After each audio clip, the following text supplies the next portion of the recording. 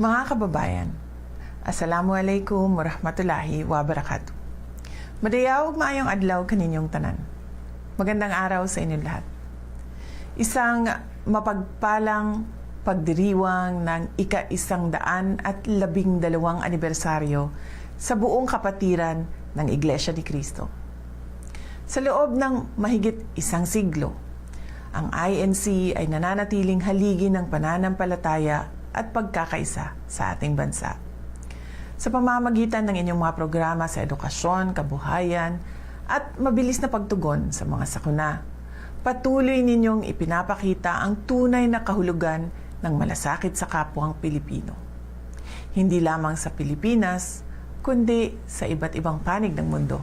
Sa panahong nahaharap ang ating lipunan sa mga pagsubok sa ekonomiya at moralidad, ang inyong disiplina at matatag na pamumuno ay gumagabay sa ating mga kababayan tungo sa katwiran at kapayapaan. Kaisa ninyo ako sa panalangin para sa patuloy na pag-unlad ng iyong kawan, sa gabay at pamamahala ng inyong kapatid na Eduardo V. Manalo.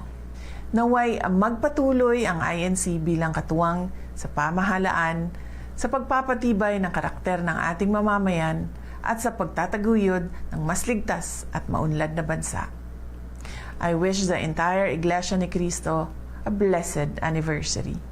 May your shared faith and devotion continue to strengthen the foundations of our nation. Maligayang anibersaryo!